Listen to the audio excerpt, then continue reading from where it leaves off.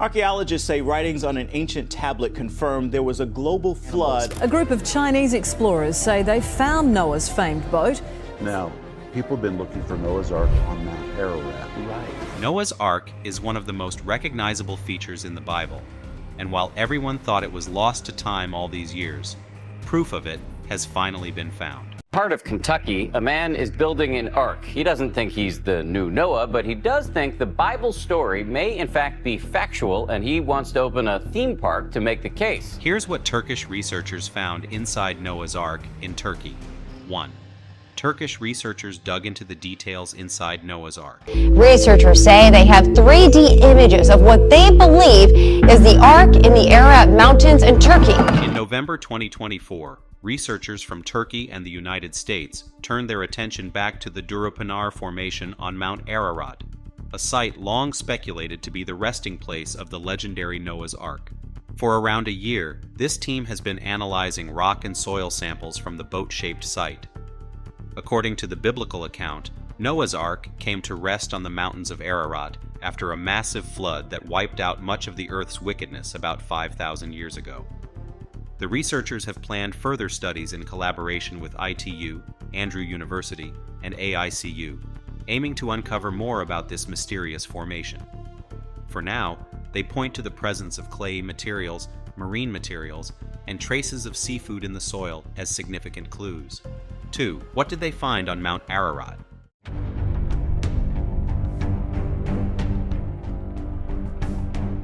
Farooq Kaya, a professor from AICU and a member of the research team, shared some intriguing findings.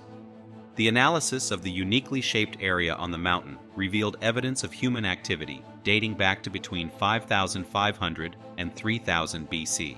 Kaya noted that the laboratory results show life in the region during the years following the supposed flood. Despite the skepticism, the renewed focus on this site has reignited interest and debate.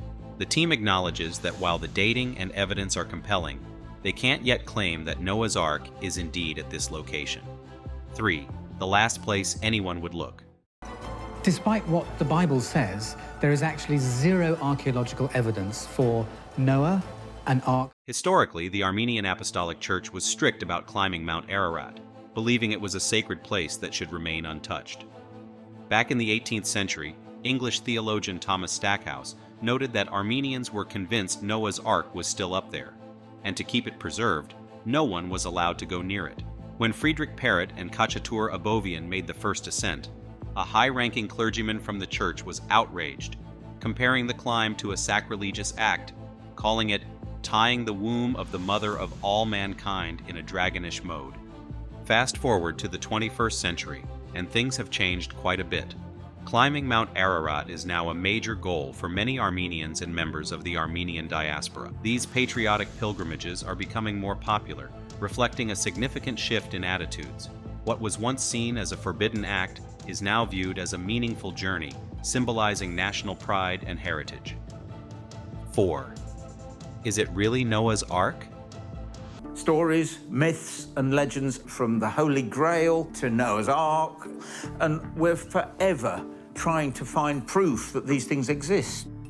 Some people argue that the Durupinar Formation in Turkey, which some claim to be Noah's Ark, is actually just a natural rock formation. This theory suggests that the boat-like shape and dimensions are a coincidence caused by natural geological processes, like erosion and sedimentation, rather than evidence of a man-made structure. Geologists supporting this view often point to similar formations around the world that resemble various objects, but are entirely natural. They argue that the human brain tends to find familiar shapes in random patterns, a phenomenon known as pareidolia. However, many believe it's just too much of a coincidence. The dimensions of the Durupinar Formation closely match the biblical description of the Ark, which makes some people skeptical of the natural formation idea. They argue that it's unlikely for erosion and natural forces to create a shape with such specific measurements purely by chance. 5. Researchers found a grave on Noah's Ark.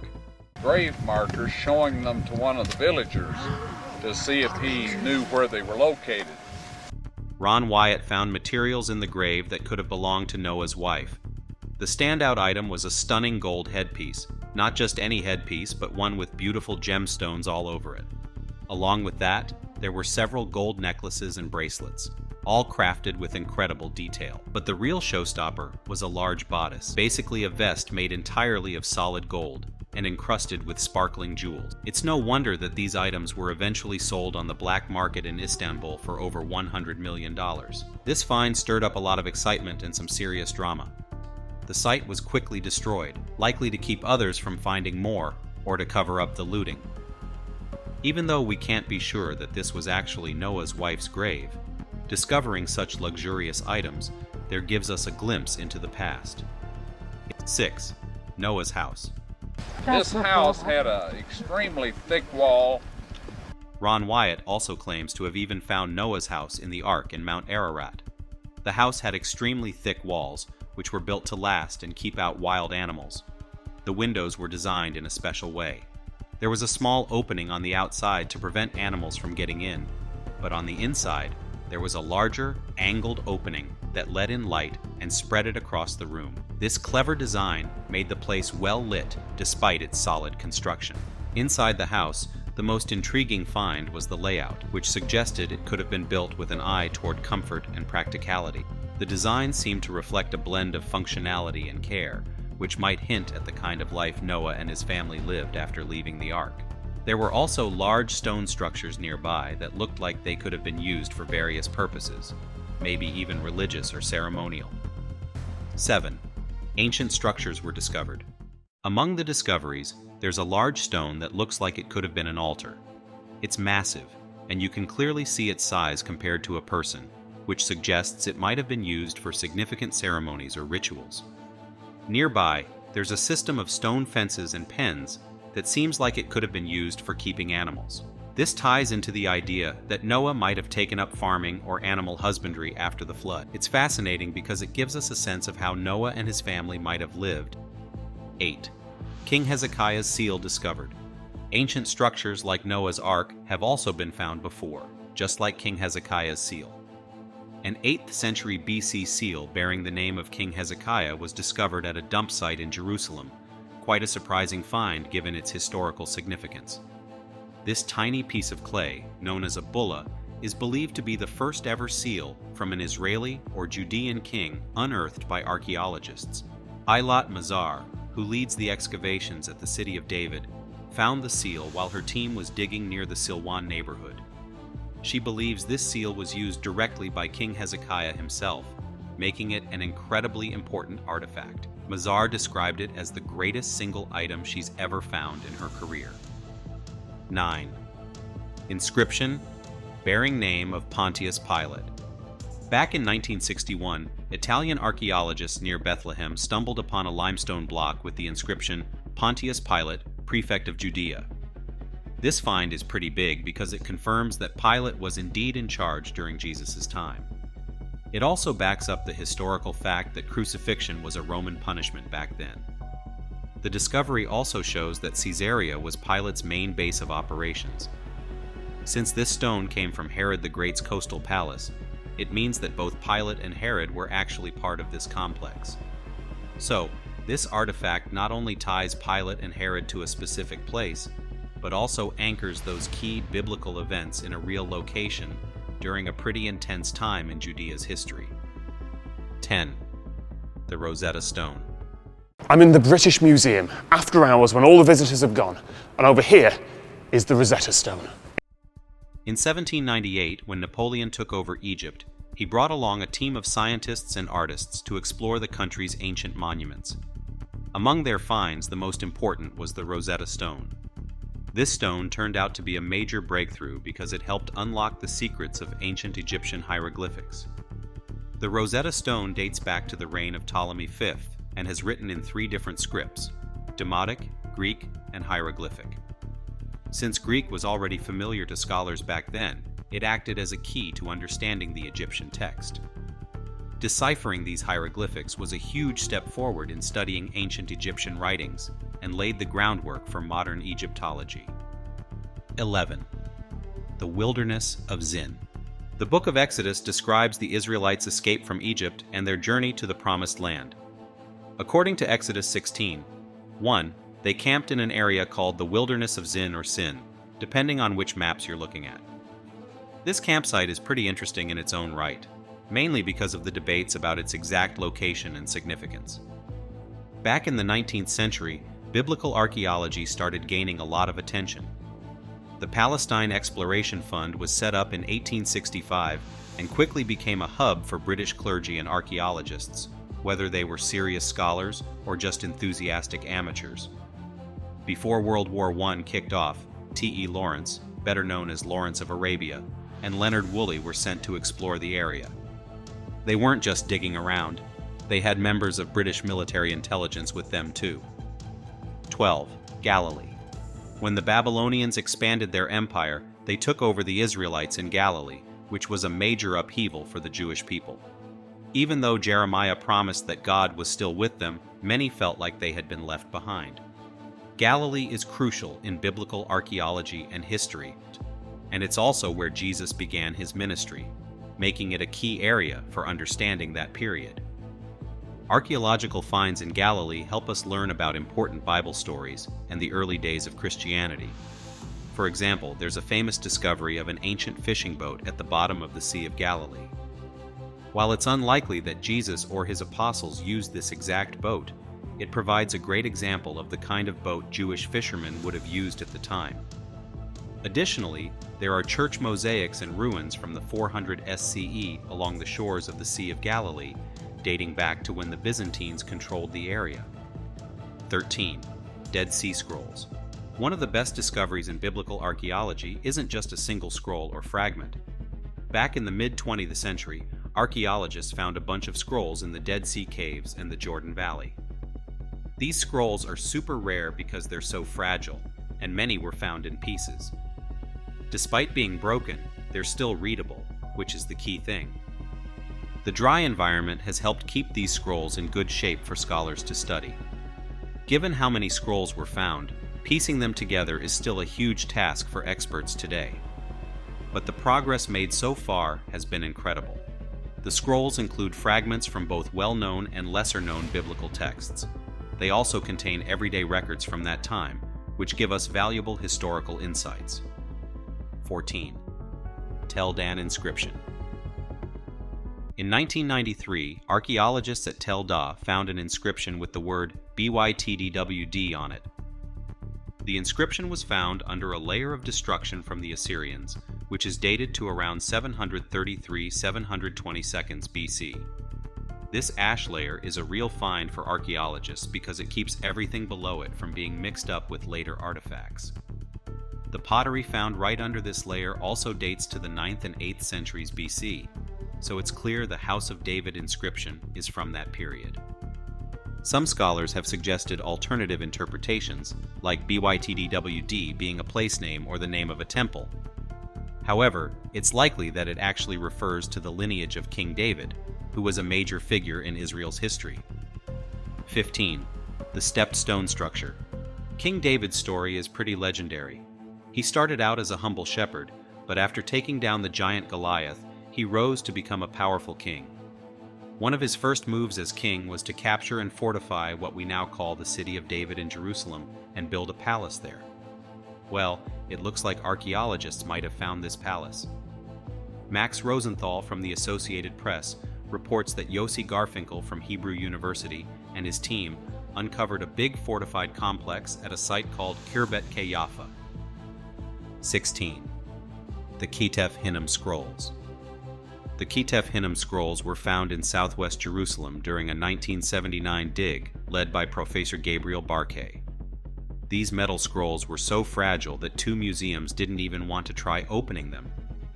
Eventually, conservators at the Israel Museum managed to unroll them and were amazed to find verses from the Torah, specifically from Numbers 6 and Deuteronomy 7.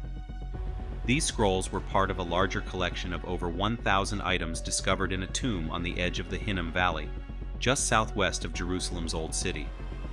Made of 99% pure silver, the scrolls are tiny. The longest one is only about 9.5 centimeters long and 2.5 centimeters wide.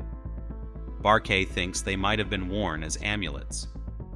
Based on the script and surrounding artifacts, the scrolls were dated to the late 7th or early 6th century BCE. This makes them the oldest known biblical texts, predating the Dead Sea Scrolls by around 500 years. 17. Moabite Stone. The Moabite stone, also known as the Mesha Stele, is an ancient inscription by King Mesha of Moab from the late 9th century BCE. This stone has parts that align with events mentioned in the Hebrew Bible. The inscription details two key points: Mesha's victories against ancient Israel, where he recaptured cities and killed their inhabitants, and his reconstruction efforts, including repairing cities, a fortress, the king's residence, and water storage cisterns. Unfortunately, the last 5 lines are broken, leaving some details unknown. The Moabite stone was discovered in 1868 CE at Dibon, during a time when scholars were eager to find inscriptions and other evidence to support the Bible's historicity. When missionary F.A. Klein found a large stone with writing on it, scholar Charles Clermont Ganneau got interested and sent 2 people to investigate. The first person managed to make a copy of the text, but for some reason, the second person angered the villagers, leading them to shatter the stone. Clermont Ganneau eventually bought and pieced together the fragments from the antiquities market to reconstruct the stone. The Moabite stone is about 1.15 meters high and 68 centimeters wide, with 33 lines of legible text. It's likely written in Moabite. Today, the original stone is housed at the Louvre Museum in Paris. 18. Lachish letters. The Lachish letters are a bunch of texts found at biblical Lachish in southern Israel, dating back to just before the site was destroyed by the Babylonian king Nebuchadnezzar II in the early 6th century BCE. This event is also mentioned in the book of Jeremiah. Although only a few inscriptions are still readable, they provide crucial insights into the fall of the kingdom of Judah in 586 BCE, and might even connect directly to events recorded in Jeremiah. Over the years, many inscriptions have been dug up at Lachish, including the oldest known Canaanite sentence. The term Lachish letters usually refers to the several dozen inscriptions found at Tel Lachish between 1935 and 1938, as well as in later excavations. Despite their name, only a few of these are actual letters. Most are short administrative lists of people or dates, and some are too fragmentary to interpret. Because of this, the collection is also called the Lachish Ostraka, as all the inscriptions were written on pottery sherds. 19. Crucifixion nail from Jesus' time.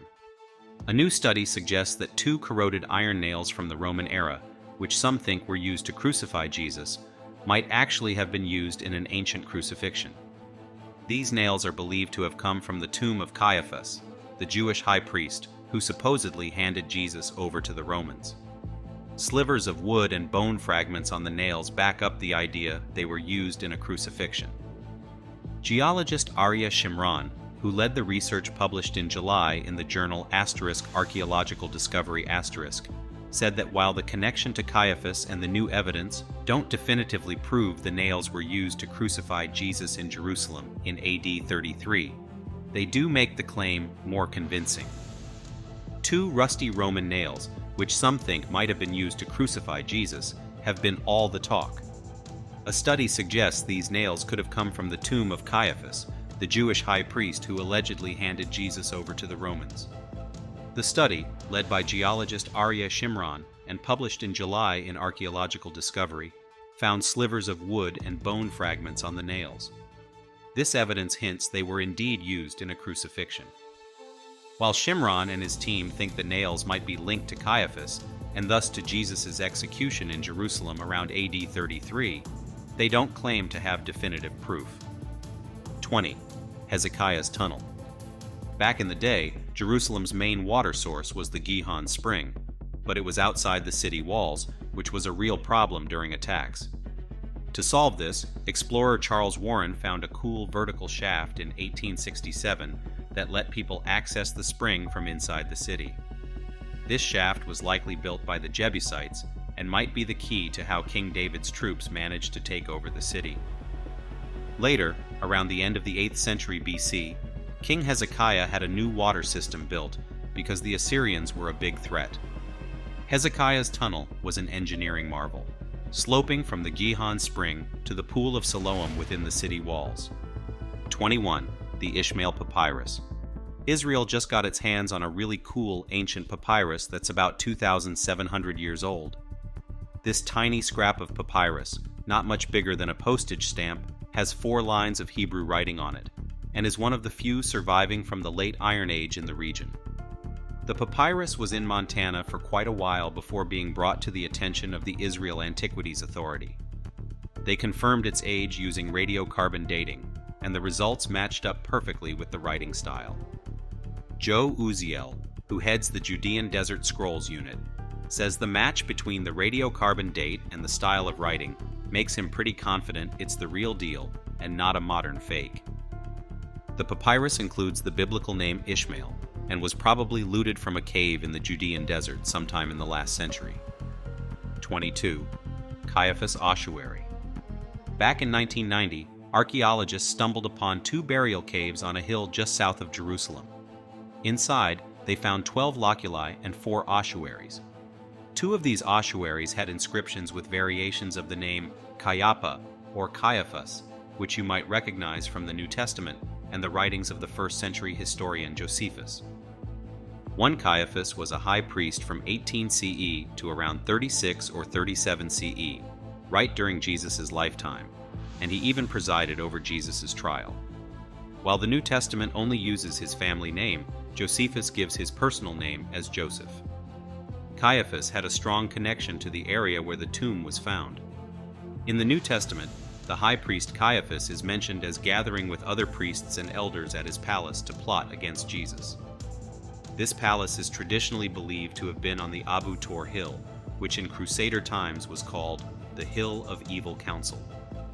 23. City of David Ivories.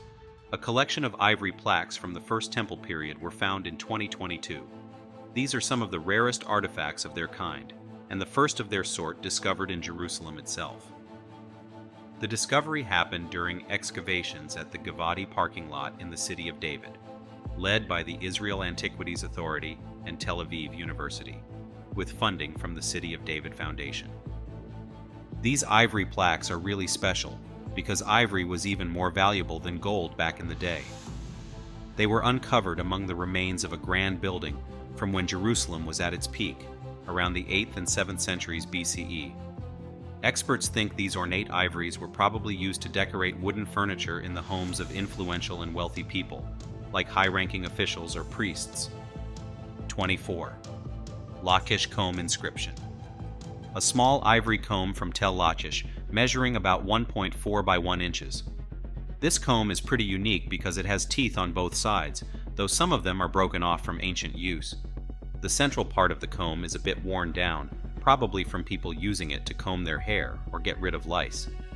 According to Professor Yosef Garfinkel from Hebrew University, the side with 6 thick teeth was used for untangling hair knots, while the side with 14 fine teeth was for removing lice and eggs, just like those 2-sided lice combs you see today. The comb has an inscription with 17 tiny letters, varying in size from 1 to 3 mm, etched onto its rough surface. Most of the letters are still readable, except for letter 13, which is completely damaged, and parts of letter 14. The inscription is a complete sentence in a Canaanite dialect, and it reads, "May this tusk root out the lice of the hair and the beard." 25. Erastus inscription. During Emperor Claudius's reign in the mid-1st century AD, a wealthy official named Erastus paid for a stone-paved area near the theater in Corinth, a major city in the Roman province of Achaia. Since the government often didn't have enough money for such projects, rich citizens like Erastus would chip in or fully fund them. To recognize their contribution, they'd often have their name and role inscribed on the pavement. In 1929, archaeologists digging in Corinth found a stone slab with a Latin inscription saying, "Erastus, in return for his aedileship, laid at his own expense." The term aedile was a high-ranking public office responsible for city projects, and this inscription shows Erastus funded the pavement himself. Interestingly, another inscription from 2nd century AD Corinth also mentions someone named Erastus, a rare name. When the Apostle Paul arrived in Corinth around 50 AD, he met an Erastus who became a Christian and his friend, listed as the city manager in the New Testament. The fact that this Erastus is mentioned in both inscriptions and the Bible suggests he was a real person of high status who became a Christian, showing that early Christianity was diverse and included people from various backgrounds. What started as an ancient story may have a new chapter written in reality. So what do you think? Could this find really be Noah's Ark, or is it just another interesting mystery?